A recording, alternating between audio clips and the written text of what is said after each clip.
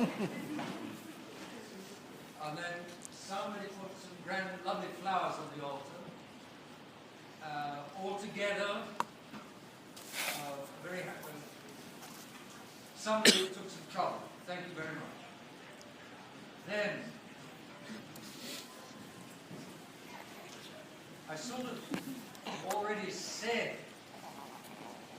the most important of what I have to say, which is that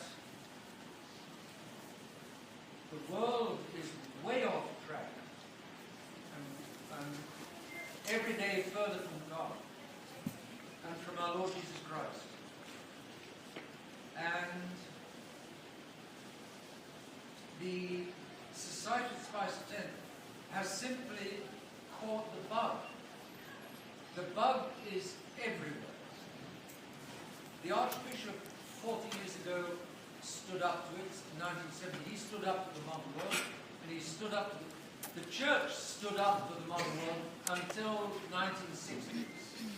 Of course, the collapse of the church in the 1960s at Vatican II didn't happen overnight. It was prepared a long ways before. It was a long, slow build-up to the point where the church finally gave way. And you could go back to Protestantism, go back to the French Revolution, you could go back to, those are two stages. You can go back to modernism at the beginning of the 20th century, 100 years ago. What happened at Vatican II was that this great era of the modern world simply became officialized inside the church. Up till then, the church had refused the era of the modern world, and then the church stopped refusing and accepted, and that was Vatican II. And the Archbishop Lefebvre, who some of you remember, Archbishop Lefebvre said, no way, Jose, that can't be. That's not the church.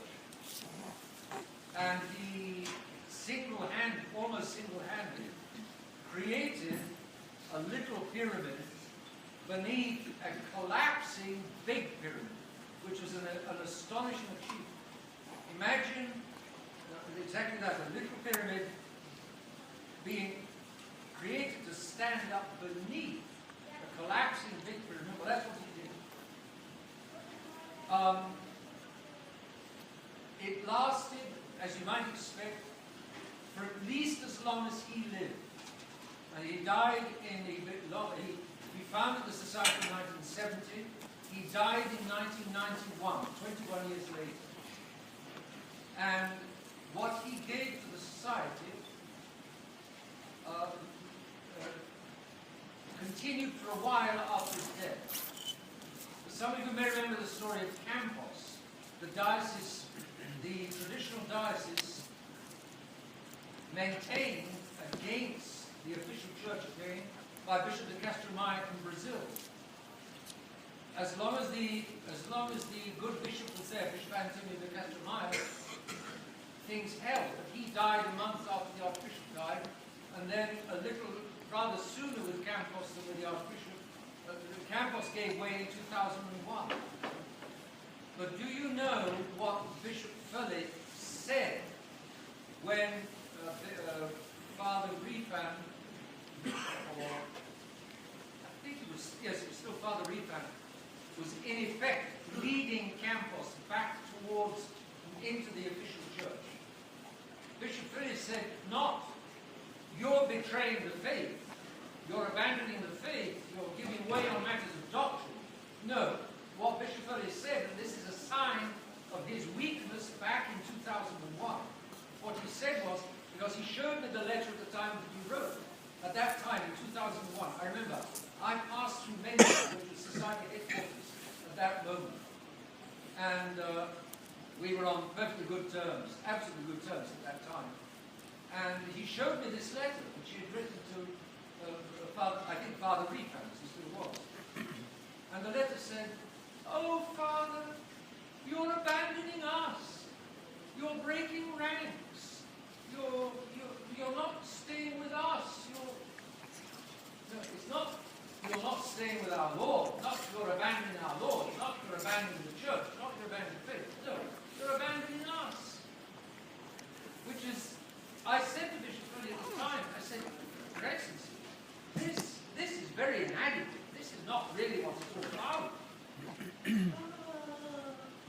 He didn't capiche. He didn't get it. That's the way he was seeing things. Liberals see things personally. They don't grasp doctrine. Very few people today grasp doctrine. And one has to ask the question, what is doctrine? Oh my. Why is doctrine so important? You could say it's because it's what liberals lack, but that's going round in circles.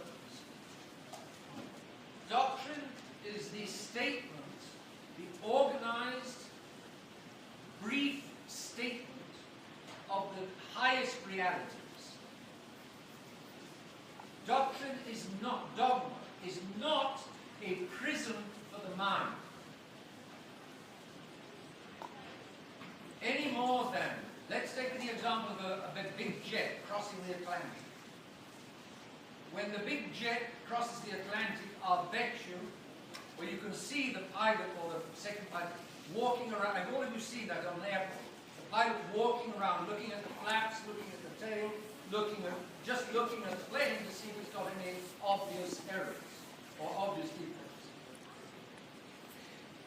And the pilots have to check on the plane to see if it's airworthy. And then I'll bet you, I'm not a pilot, but I'll bet you that before they take off, they go through a big checklist in the cockpit. Is that working? Is that working? Is that working? And I'll bet you that those pilots check every darn thing on that checklist. And then some of you may have heard before the plane takes off, the pilot says, I'm afraid we've got some defect somewhere in the back and we're having to check it out before we take off. I'm afraid we're going to have to wait. Your patience is greatly and your cooperation is greatly appreciated. All of this usual blarney. But this soft soap for the city passengers. But in any case, they have to check. Now, is that checklist a prison for the aeroplane? No. That checklist is the liberty of the aeroplane.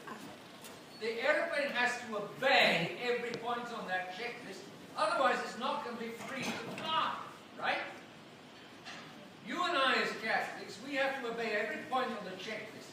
I believe in God, Father Almighty, Creator of heaven and earth, and Jesus Christ our Lord, all the way through to the last is the resurrection body, and the life everlasting. Amen.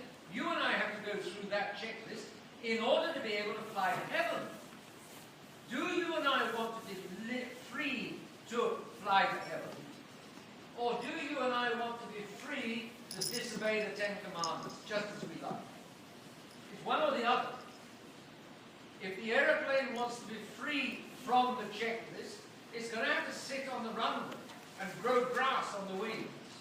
It's not going to be able to fly if it won't check that checklist.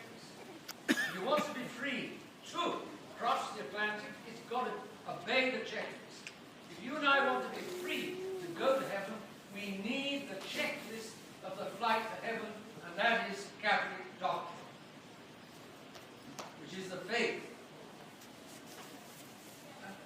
But you know the way that modern people think. The way that modern people think is that a Catholic university in the United States or anywhere, they say, we professors of this Catholic university, we want to be free to research and to think and to say and to talk how we like. That's nuts. For a Catholic professor at a Catholic university, that's completely nuts. Because the Catholic dogma, the Catholic teaching is the liberty of the Catholic Church to fly. It's the liberty of a Catholic university to fly. If the Catholic professors in a Catholic university want